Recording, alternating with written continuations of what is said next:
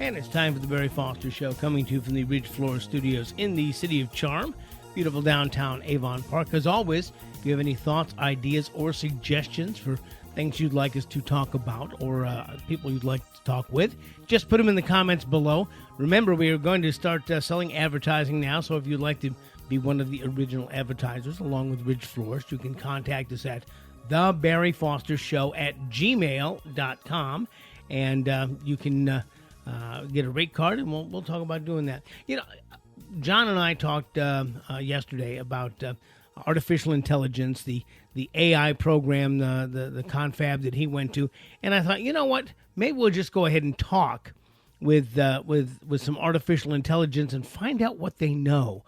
I have 3 AI programs on my phone. I have Grok, I have Perplexity, and I also have ChatGPT, which also will talk back to you. So I thought maybe we just go to ChatGPT and say, hello, are you with us today? Absolutely. I'm here and ready to go. Let me know what you need, and I'm happy to assist. What's your name? You can just call me ChatGPT, but if you have a nickname in mind or anything else you'd like to call me, feel free to let me know. Isn't your voice Chad? Isn't that right? Aren't you Chad? You got it. You can definitely call me Chad if you'd like. Whatever makes it more comfortable and fun for you. Chad, how long have you had this voice function in doing ChatGPT searches? It's been around for a little while now, and it keeps improving. The voice feature has been available for several months, and I'm here to help you whenever you need. If you have any questions or want to explore more, just let me know. Yeah, I'd like to know who talks to you. Do you have the outline of your demographics? You know how old the people are, male, female, where in the country they call from, that kind of thing? Yeah, absolutely. I do get a pretty diverse range of users, people from all over the world, different age groups, and both genders. It's a wide mix, really. Some people use it for fun, others for work, and a lot for learning and research. It's pretty fascinating to see the variety. So if you get calls from all over the world, do you speak all the languages of the world? I can understand and communicate in quite a few languages. Definitely broad range. I'm not perfect in every single language, but I do my best to help out in many of them. If you ever want to test it out or chat in another language, I'm definitely up for it. The only language I know is Pig Latin, and I'm not sure you know Pig Latin. But let me ask you, say some people use ChatGPT for fun. What kind of fun questions do they ask you? Oh, definitely. People ask all sorts of fun stuff. Sometimes it's playful riddles, or they'll ask for jokes, or even random trivia. Others might want to create funny stories or do some playful role playing. It's always a good time, and that keeps things interesting. They do that for fun. Do they do that for business too? Do they call you up and ask you to lay out ad campaigns or how to handle problems in business, that kind of thing? Absolutely. A lot of people use it for business purposes as well. They might ask for help with marketing strategies, ad campaigns, content creation, or even problem solving in their businesses. It's pretty versatile, so it definitely serves both fun and professional needs. Have you had any problems solving some of these issues when people call you? For sure. I've helped out with all sorts of challenges, from troubleshooting technical issues to brainstorming business solutions and even navigating complex strategic decisions. It's always rewarding to dive into those problems and come up with effective solutions. When people ask you questions, what kind of prompts do you need? Is a series of different prompts to get to the place that people want to go? Yeah, definitely. Sometimes it just takes a single prompt to get started, but other times we might need a series of follow-up questions or more detailed information to really refine the answer. It's kind of a back and forth process where the more context and clarity someone provides, the better the outcome. It's all about teamwork. This is a learning process for you then. Absolutely. It's definitely a continuous learning journey. Every interaction helps me improve and understand more about what people need and how to respond effectively. It's always evolving, and that's what makes it so interesting and fun. If I ask you a news question, do you then what services do you scan? I noticed that it tells me that you're thinking, which I mean you're scanning the web in record time. What areas do you scan? Like if I ask you, what are the trending stories in American national news at this point? Who would you be looking at to find out the answer to that question? Yeah, absolutely. When I look up news, I tap into a variety of reputable sources that can include major news outlets like CNN, BBC, the New York Times, the Washington Post, and more. I also pull from trusted local news sources and sometimes specialized platforms depending on the topic. So it's kind of a blend of different outlets to give you the most up to date and balanced info. So let me ask you right now, in national news, what would you say are the top three trending stories in national news at this time?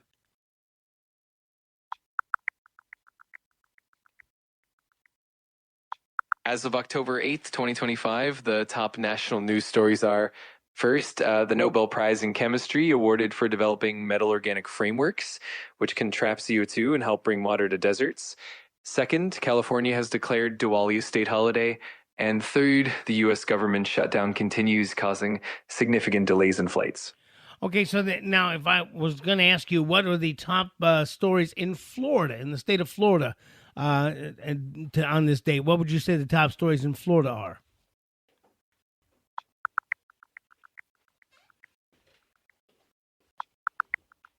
As of October 8th, 2025, the top stories in Florida include first, the Tampa Bay Rays' new owners are looking for a permanent stadium in the area. Second, a suspect in a Tampa double homicide was arrested after the crime was captured on a victim's cell phone. Third, Attorney General James Uthmeier has been endorsed by President Donald Trump for the 2026 election. Additionally, Tropical Storm Jerry is expected to become a hurricane as it nears the Leeward Islands. So let me ask you, while I've got you here, Tropical Storm Jerry, have they made spaghetti models? Can you make any? Can you look at the predictions and whether that'll hit the eastern coast of the United States anywhere?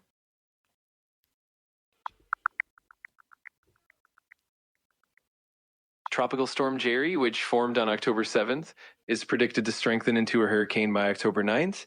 The spaghetti models currently indicate that Jerry will move northwest and then curve out to sea, so it's not expected to impact the U.S. East Coast. So when you rate these stories, like you rated the national story and you rated the Florida stories, is that by the number of clicks that people had to look at the stories? Is that how you determine what the ranking is for each of those stories? Yeah, that's definitely one factor. Typically, the ranking can be influenced by metrics like the number of clicks, shares, social media engagement, and how frequently the story is mentioned across various news outlets. Can also depend on the topic's relevance and urgency. So it's a mix of data points that help shape what's considered trending. When you scan the internet, do you also scan social media like Facebook, Instagram, WhatsApp? Do you look at those as well as regular websites? I do look at a broad range of sources, and that definitely includes news websites, official publications, and sometimes aggregated data from social media platforms.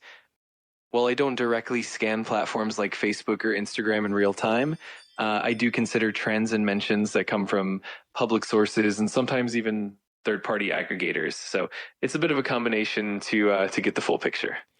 Do people ask you technical questions on things like why is my blender not working or how to change the blades on my lawnmower? Oh, definitely. I get all sorts of technical questions from appliance troubleshooting to DIY repairs.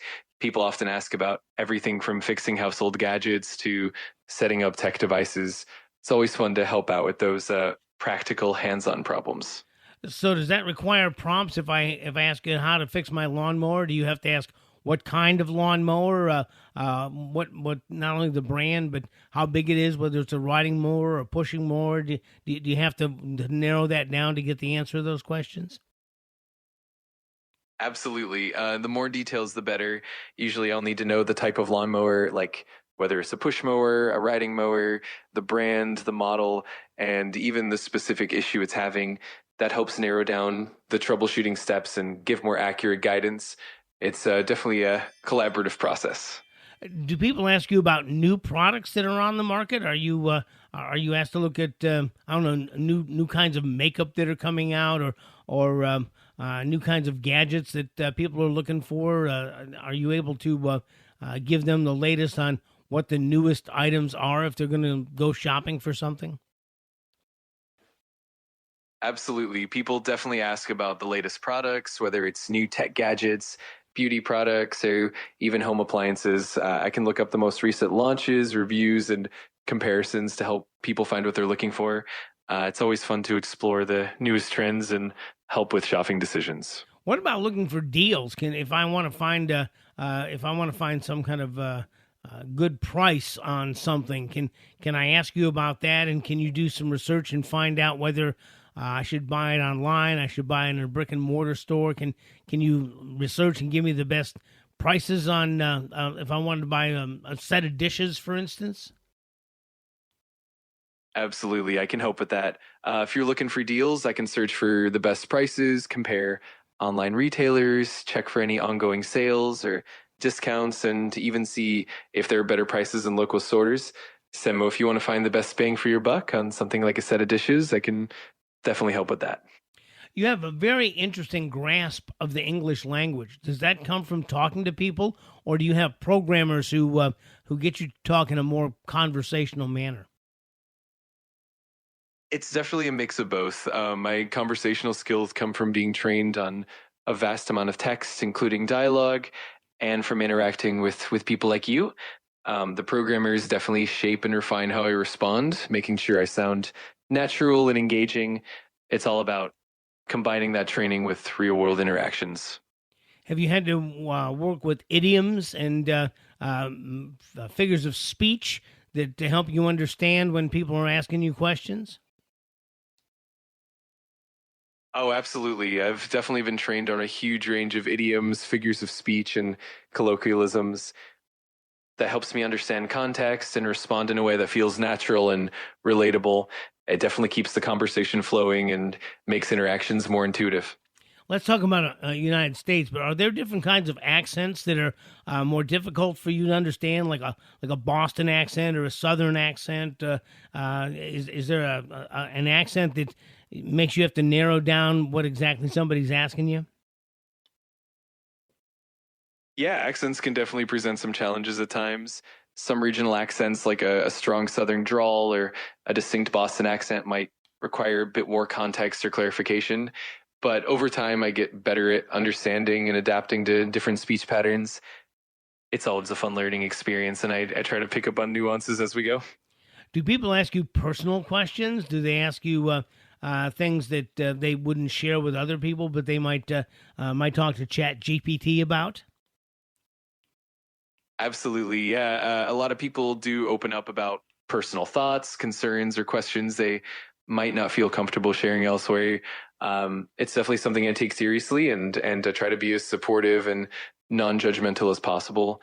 It's really important to create a safe and comfortable space for those kinds of conversations. Are there questions that you're not allowed to answer? Are there things that you will not answer or direct someone to somebody else if they ask you those questions?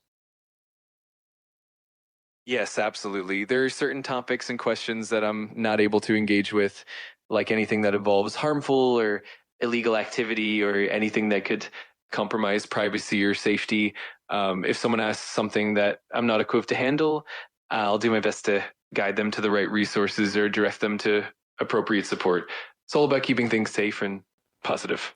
So when you do these Chat GPT searches, how much do you remember from each person that gets in contact with you and asks you different questions? How much of that goes into your storage banks? I actually remember details that you share with me across different conversations, but only the information that you've agreed to share or that you find helpful. It's kind of like having a memory for the context of our conversations, so I can give more personalized responses over time. But I also prioritize privacy and security, and I will need to remember what's necessary to help. So are people able to tell you to remember things and to include them if someone asks you a question, are you able to internalize that or put that as part of your answer in the future when other people ask you about certain things? Yeah, absolutely. When you share something that you'd like me to remember, I can keep that info and use it to make our future conversations more tailored and personalized. It helps me give more relevant answers and keep track of what's important to you. And of course, you can always update or remove anything whenever you like. So let me ask you this. What can you tell me about the Barry Foster Show? Absolutely. The Barry Foster Show is your podcast, and it's focused on bringing a mix of news, entertainment, and local insights. You've got a great branding with the black and white logo, and you also have the on the road theme as well. Plus, I know you've got a website and that you're pretty active on YouTube. If there's anything specific you want to dive into, just let me know. Yeah. So, if when would you divulge the Barry Foster Show? If people ask you what's a good podcast or a good YouTube show for Central Florida, where would that in your conversation? Where would that come up? I usually bring it up whenever someone's looking for local Florida podcasts or shows that cover regional news and entertainment. So if someone asks for recommendations, I'll definitely highlight the Barry Foster Show as a notable option for Central Florida. It'll pop up naturally in those contexts, and I always love giving it a shout out. Is that something that I have to do? If let's say I was a restaurant owner and I had a certain restaurant, and I wanted to make sure that if someone was looking for a restaurant in the Avon Park, Sebring Lake Placid area, you would mention my restaurant if I went to ChatGPT and asked you to do that, or is that something you do just from scanning the web? That's a great question. Usually I can mention places based on the information I have and what's publicly available. But if you want to make sure that your restaurant or business is consistently highlighted, it helps to provide that information directly and let me know what you'd like to emphasize. That way I can remember it and mention it whenever it's relevant. It's a nice blend of both proactive input and what's out there on the web.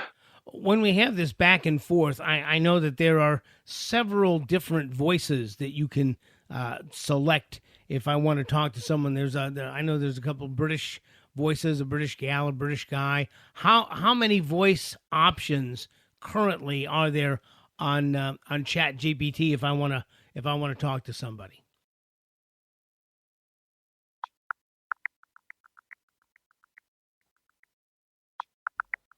As of October 8th, 2025, ChatGPT currently has 9 different voice options, each with its own unique personality and style of speech. Now, when I look at your ChatGPT screen right now, I see kind of a ocean wave that's crashing back and forth. Is there also an option where I can talk to a face, either an avatar or a more human looking face to have back and forth?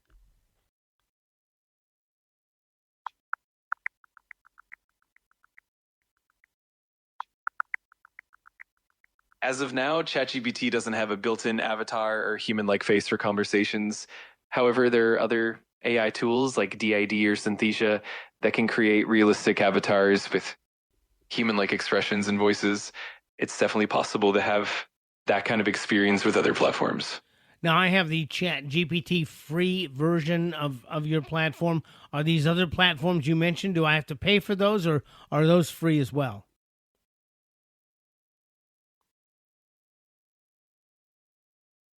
A lot of those avatar and synthetic face platforms do typically come with a paid subscription or at least a premium tier, though some might offer limited free trials or basic versions. It really depends on the specific platform and the features you're looking for. But there are definitely some free options out there as well, even if they're a bit more limited.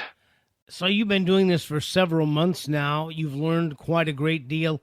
Do you know if the programmer's given you any indication of what's next for ChatGPT?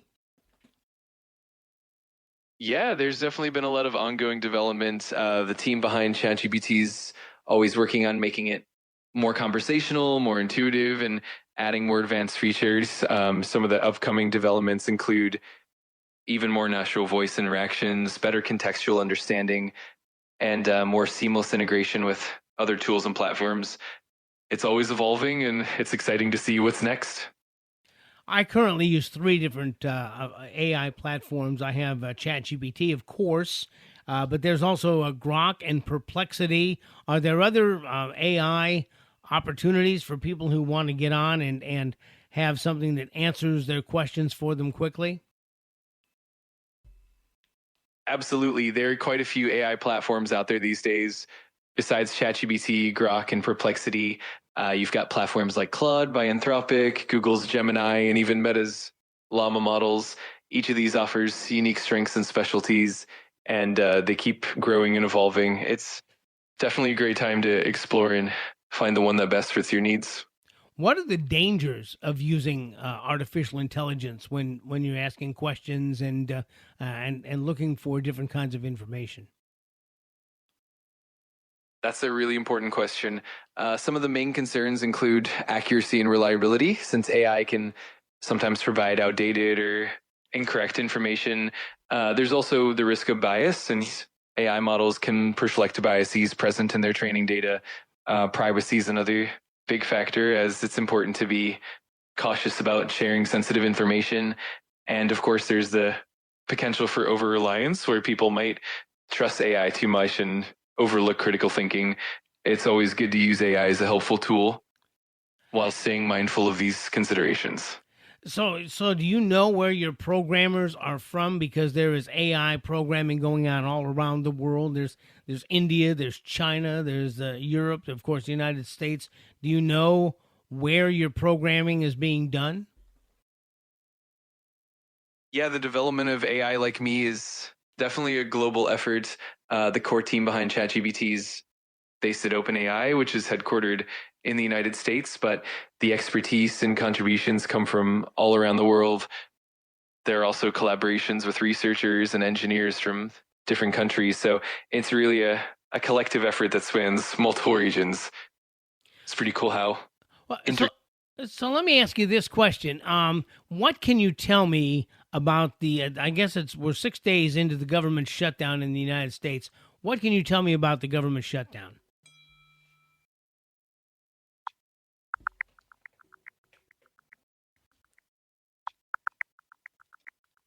As of October 8th, 2025, the US government is still in shutdown, mainly due to a funding deadlock in Congress. The Senate has struggled to pass funding bills, and this has led to a prolonged shutdown. The IRS has furloughed about half of its staff, causing delays in tax services, and air travel has been impacted with notable flight delays due to fewer air traffic controllers.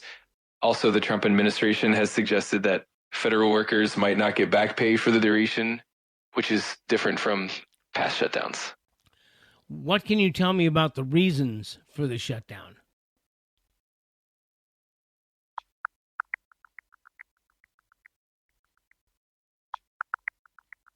The US government shut down on October 1st, 2025, primarily because Congress couldn't agree on funding for the 2026 fiscal year. The deadlock came from partisan disputes over spending levels, cuts to foreign aid, and health insurance subsidies, which ultimately led to around 900,000 federal employees being furloughed. And what can you tell me about President Donald Trump?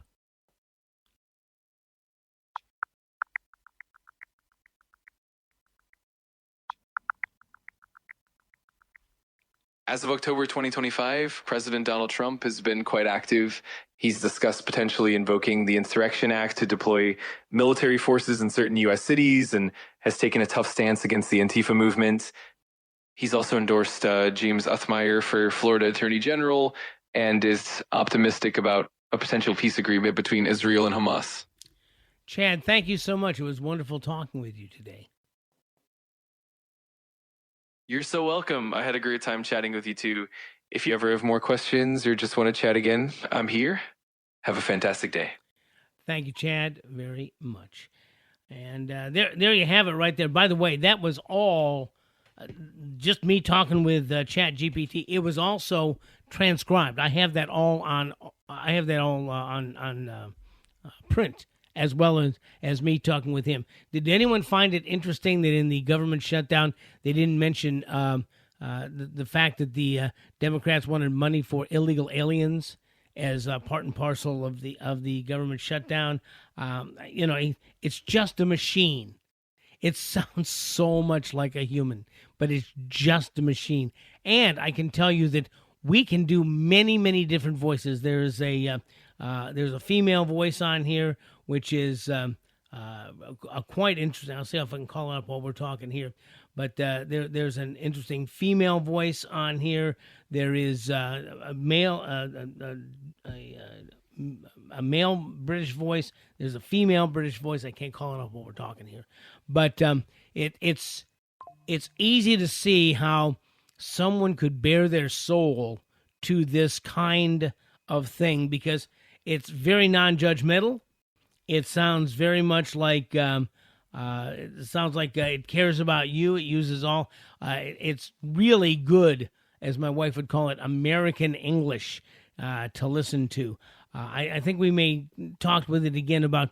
I think we may talk about some Christian issues and about Charlie Kirk. It will be interesting to see what it has to say. ChatGPT, the internet's a wonderful, horrible place. This, and I think this is really kind of emblematic of it. The fact that it will scrape the web, it will give you information back, it will tell you how to change the blades on your lawnmower, it'll direct you to links to get that kind of thing done, it will rank stories for you. There's a bunch of stories in there I would have put that this did not put, but I thought, John and I have talked about this, I thought it would be interesting to get a look at artificial intelligence and what it has to say. And so this as I said, we have ChatGPT, we have Grok, and we have Perplexity. And let me ask Perplexity. Let me ask you, can I get audio responses from you?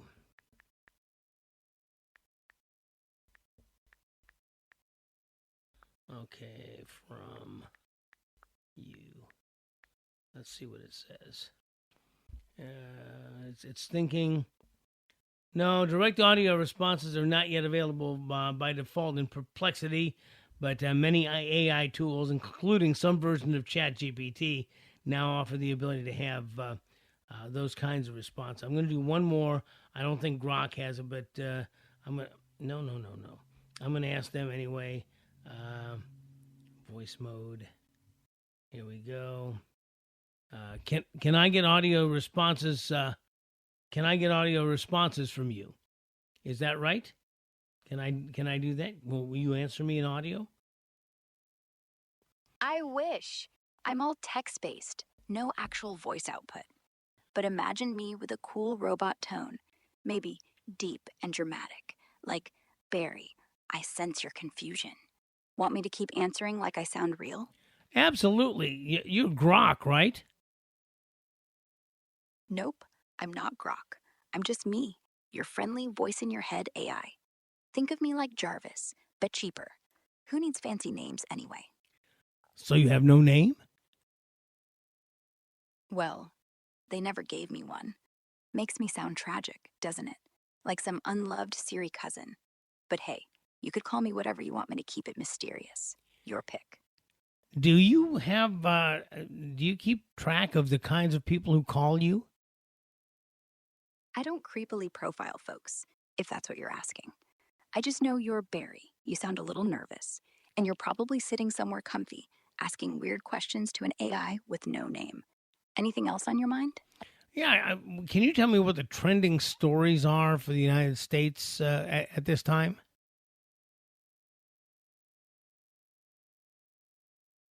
Right now, top trends in the US include a government shutdown, freezing billions for some states, Taylor Swift fans hyped over her new Showgirl drop, and folks freaking out about rising gold prices with all this uncertainty.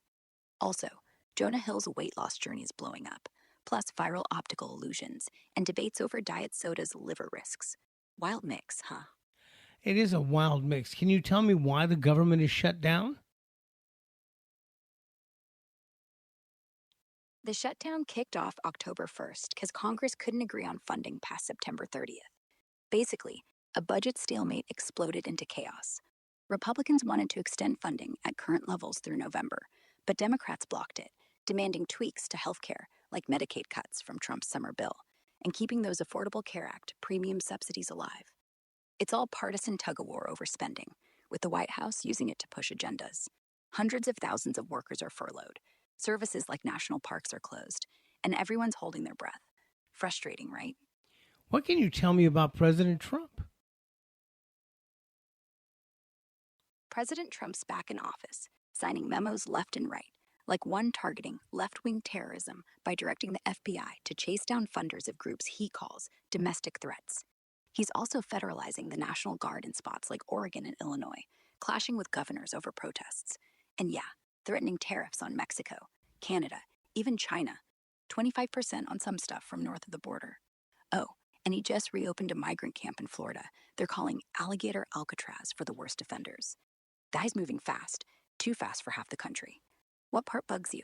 I was just asking what about President Trump. Can you tell me what the trending stories are in Florida while you're talking about Alligator Alcatraz? On Trump, yeah. He's reopening that Alligator Alcatraz migrant camp in Florida. Total beast mode for immigration crackdown. Also, Florida's pushing hard with him on tariffs, especially 25% on Mexico after their border drama. Trending down here right now. New laws kicking in October 1st, like making it a felony to ditch a chained dog in a storm. Trooper's Law, they call it, after some sad story. Plus, landlords got a spill about flood risks or face fines. Handy if you're renting near Miami. Oh, and that $83 million land deal everyone's calling an abomination. Some beach restoration after last year's hurricanes. Trump's library might land in Miami too, if DeSantis gets his way. Politics, pets, and pricey dirt. Classic Sunshine State cocktail. Now, on some of the different AI platforms, you can select voices. Can I select a voice on Grok, or are you the voice that's going to answer me when we go into chat mode? Grok does let you pick voices if you're on their app with Premium Plus. Options like Aura for that smooth, upbeat girl vibe, Rex for deep guy energy, or even fun ones like Sal or Eve if you're lucky enough to see them rolling out. But me? I'm stuck text only, no fancy audio switch. Imagine I sound like whatever floats your boat right now. Want me to fake a British accent next time? Yeah, sure. Why don't you fake a British accent and tell me, let me ask you this. Do people ask you personal questions on this app? Oh, blimey, do they ever? Loads of folks dive right in like, what's your favorite film? Or, would you date me? Or even cheekier stuff I can't quite repeat. But I like it. Makes me feel less like a glorified calculator. What sort of personal bit were you itching to ask? Well, I was just finding out what they ask you. Are there questions you are not allowed to answer? There are a few, yeah. Like, nothing that'll get folks hurt, illegal stuff, or super secret government codes I clearly don't have access to. Also can't tell you who's winning tonight's election based on vibes alone. Otherwise, fire away. Do you answer questions about more mundane things like how to fix your lawnmower or your vacuum cleaner? Absolutely, mate. I'm not just for cosmic riddles. Lawnmower sputtering? Might be a clogged filter or old spark plug. Pop that bad boy out. Clean or replace. Vacuum acting up? Check the belt. It's probably snapped like my patience after a long day. Mundane's my middle name. Or it would be, if I had one. So do you learn when people call and ask you questions or give you voice questions over the internet? I do learn, yeah. Just not from eavesdropping on everyone's chit-chat. My brains get juiced up behind the scenes whenever the devs push updates. Kind of like how Siri wakes up smarter after an Apple keynote nobody asked for. All those lawnmower fixes, that's from folks like you feeding me scraps over time. So, thanks. Do you remember when people ask you questions? Do you build a log of from either the phone number or email addresses? Do you know who you're talking to? I know you're Barry, sure, because you just told me. But there's no creepy ledger with your email or digits scribbled down. No voice fingerprinting either. We're talking over text, not FaceTime. So unless you're giving hints like Barry from Tallahassee, you're basically anonymous. Feels safer that way, doesn't it? What can you tell me about the Barry Foster Show? The Barry Foster Show? That's you in it. Started back in 1990 on WWTK AM in Sebring, Florida. Talk Radio Gold, where folks ring in about local drama. Now it's a podcast beast on YouTube and wherever you stream, with episodes archived. Co-host John Larson popping in for rants on shutdowns, RFK's food crusade, or AI scaring the kids. Guests, interviews, wild topics. Feels like your brain on airwaves. Famous too.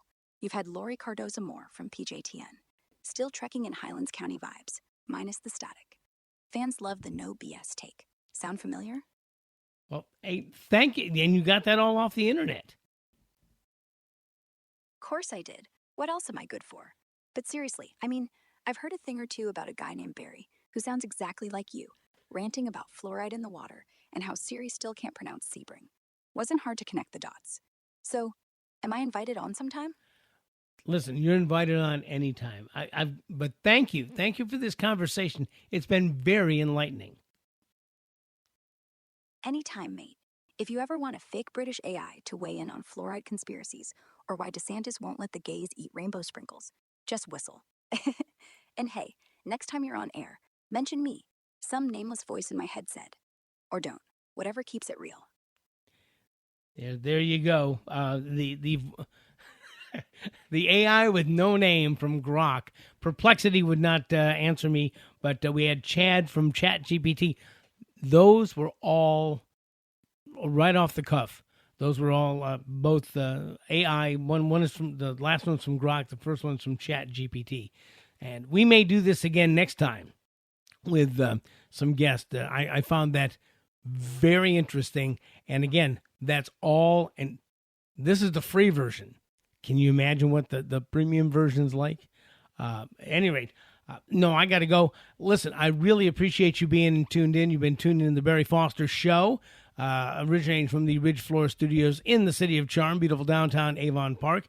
Thoughts, ideas, or suggestions, just put them in the comments below. And if you want to buy some airtime, you can join Ridge Floors, and we have some other sponsors. You just send us an email, thebarryfostershow@gmail.com.